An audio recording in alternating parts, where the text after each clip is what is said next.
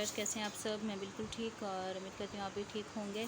तो अभी बस काम वगैरह से मैं फारिग हुई हूँ, बर्तन धो के, और फिर मैंने झाड़ू वगैरह लगाई है, कमरे की सेटिंग की है।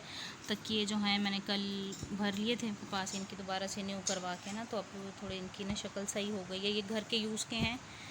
हर साल इनकी कपास को ना इस तरह मैं करवा लेती हूँ धुनाई, तो उससे ना तकिए सेट हो जाते हैं।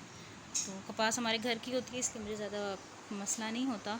और दो मुझे रज़ाइयाँ भरनी है अभी, उसके लिए मैंने रज़ाइयाँ जो हैं वो सी तो मैंने पहले थी, शायद मैंने दिखाई भी थी किसी वीडियो में। अब मैंने निकाली थी कि मैं ना इनको दोबारा से ना सी लूँ, तो ये न्यू रज़ाइयाँ बन जाएंगी। घर के यूज़ की तो हमारी हैं, लेकिन जैसे कपास हमारी हर साल जो आती है ना, तो उससे फिर मैं 2-4 रज़ाइयाँ या ऐसे बिस्तर वगैरह बना के रख लेती हूँ। तो इस साल अभी बस 2 रज़ाइयाँ ही बनी हैं मेरी कपास की, क्योंकि काफ़ी टाइम हो गया था रखे हुए, तो कपास काफ़ी सूख गई थी। तो अभी मुझे रज़ाइयाँ भरनी है, इसलिए मैंने ये पहले निकाल के रखी हैं। ये काम करना है, और बस थोड़े बहुत छोटे मोटे कपड़े थे बच्चों के हाथ से धोने वाले, वो धोने हैं अभी। और बस ये 2 काम करने हैं। और ये ज़ुनैरा की और ऐनी फ़ातिमा की शर्ट्स ली थी मैंने लॉन की, और ये सिलाई करवानी है मुझे, तो मैंने शिलिंग करके रख ली थी। तो ये ऐनी फ़ातिमा की है, और ये जो है ये ज़ुनैरा की है। इसके साथ इनके मैंने ट्राउज़र लिए हुए हैं रेडीमेड, ये साथ शटर लेस वगैरह, और पाइपिंग मेरे सूटों की है। तो जब इंशाल्लाह स्टिच हो जाएंगे तो ये फिर दिखाऊंगी मैं।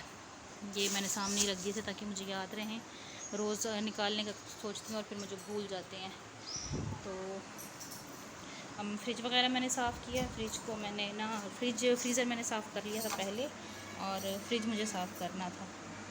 तो ये मेरा एलोवेरा रखा हुआ है फ्रेश, तो मैंने ठंडा होने के लिए रखा था।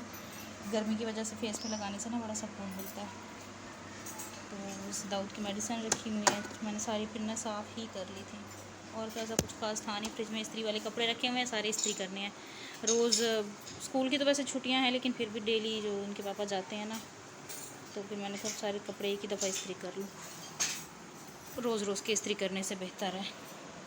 और ये देखें,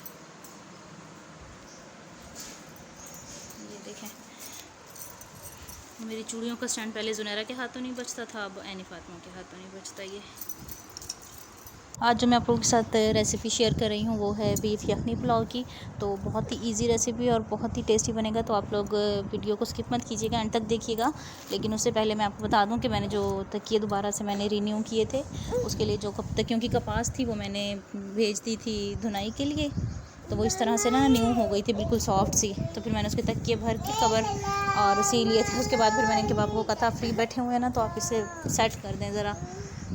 तो इससे ये था कि ना जो कॉर्नर वगैरह इसके तकियों के खाली होते हैं ना, तो ये इस तरह थे ना पहले, तो फिर सेट हो गई थी इनकी शेप।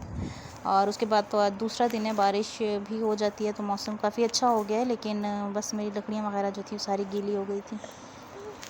तो मौसम अच्छा था, फिर मैंने सोचा कि आज ना पुलाव बना लेते हैं। ये देखें, बारिश हो गई थी। तो पुलाव के लिए ना सबसे पहले मैंने गोश्त जो है वो उबालने के लिए रख दिया था। उसके बाद मैंने एक सादे कपड़े में ना, तो कपड़ा लॉन का है, बस आपने ये ध्यान रखना है कि कलर ना निकलता हो कपड़े का।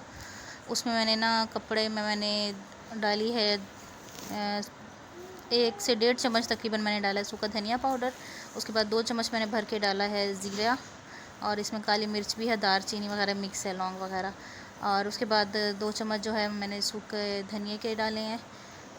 तो उसके बाद जो है मैंने इसमें जो देसी लहसुन होता है ना, वो मैंने डाला है। तो ये मैंने नाश्ते के बाद ही चढ़ा दिया था, आग जल रही थी, तो मैंने गोश्त पहले उबलने के लिए रख दिया था। अभी मैंने ये चूल्हे की वगैरह जगह वगैरह नहीं साफ़ की थी, तो फिर मैंने पहले गोश्त चढ़ा दिया था, ये उबलता रहेगा। तो फिर मैंने बाकी सारा काम वगैरह करके तब तक गोश्त उबल गया था। ये देखेंगे जो पोटली से हमने बना के डाली थी ना, वो भी ये रही। और यहाँ मैंने 3 टमाटर लिए बड़े साइज़ के, और हरी मिर्चें चॉप करके रखी हैं। यखनी ये है निकल आई है। हमें गोश्त में इतना पानी डालना है कि हमारे चावलों के लिए भी पानी निकल आए और गोश्त भी अच्छे तरीके से गल जाए। तो पोटली जो थी ना, उसको मैंने इस तरह निचोड़ लिया था अच्छे तरीके से यखनी में, तो उसका सारा रस वगैरह जो था वो यखनी में ही निकल आया था। तो इससे पोटली डालने से ये होता है कि तो चावलों की खुशबू बहुत अच्छी आती है, और चावलों का ना टेस्ट भी बहुत अच्छा आता है। ये देखें। उसके बाद जो है मैंने लिए हैं 3 प्याज, तो ये भी मैंने बड़े साइज़ के ही लिए हैं। और चावल जो मैं बना रही हूँ, चावल हैं 1.5 किलो, और गोश्त तकरीबन 2 किलो के करीब है। तो चावलों को धो के मैंने पहले रख लिए, भिगो के नहीं रखा। और प्याज मैंने फ्राई करके उसके बाद मैंने इसमें टमाटर और मिर्चें डाल दी हैं, और इसके बाद मैंने इसमें अदरक लहसुन का पेस्ट डाल दिया थोड़े से पानी के साथ। तो मसाला जब तक अच्छी तरह से भून रहा है तो उसके बाद मैंने इसमें डाले बाकी मसाले। बिरयानी का साशे डाला एक, और नमक, मिर्चें, हल्दी, सूखा धनिया पाउडर और साबुत ज़ीरा वगैरह। और उसके बाद मैंने इसमें यखनी जो थी ना वही डाली, और इसमें मैंने बाकी सादा पानी नहीं डाला, मेरे चावलों के हिसाब से यखनी पूरी थी। और उसके बाद मैंने इसमें चावल डाल दिए। तो बस मैं इसे मीडियम सी आंच करके ना उसमें मैंने छोड़ दिए थे, और फिर उसके बाद मैंने दम लगा दिया था। मैंने बिल्कुल एक साइड से ना, वीडियो मेरी इसलिए आज नहीं बनी थी क्योंकि गर्मी थी बहुत ज़्यादा, और बस मैं पहले कपड़े वगैरह धोती रही थी, काम वगैरह कर रही थी ना, तो मैं ज़्यादा डिटेल वीडियो नहीं बना सकी। लेकिन इंशाल्लाह नेक्स्ट मैं आप लोगों के साथ जब भी रेसिपी शेयर करूँगी तो मैं उसकी फुल डिटेल वीडियो मैं आप लोगों के साथ शेयर करूँगी। तो बस अब यहाँ हो गया था खाने का टाइम, क्योंकि जुम्मा था और इनके पापा ने जुम्मे की नमाज़ के लिए जाना था, तो इसलिए पहले मैं ना खाना वगैरह मैंने कहा उनको रख दूँ। तो उसके बाद जो है फिर नींद मुझे आ रही थी बहुत ज़्यादा, क्योंकि रात में ना बारिश हो जाती है ना तो फिर नींद वैसे ख़राब हो जाती है। तो बस मेरा यही इरादा था कि नमाज़ पढ़ के ना मैं सो जाऊँ और बच्चों को भी सुला दूँ, तो इसलिए मैंने फिर इनको खाना वगैरह पहले दे दिया था। तो आप लोगों को आज की वीडियो कैसी लगी मुझे कमेंट में ज़रूर बताइएगा, और वीडियो को लाइक एंड शेयर भी कीजिएगा। और अगर आप लोग चैनल पे न्यू हैं तो जल्दी से चैनल को सब्सक्राइब कर दें, वीडियो को लाइक एंड शेयर भी करें, ताकि मेरी आने वाली हर एक नई वीडियो पहले आपको मिले। और इंशाल्लाह आप लोगों से मिलती हूँ मैं अगली वीडियो में, तब तक के लिए अल्लाह हाफिज़।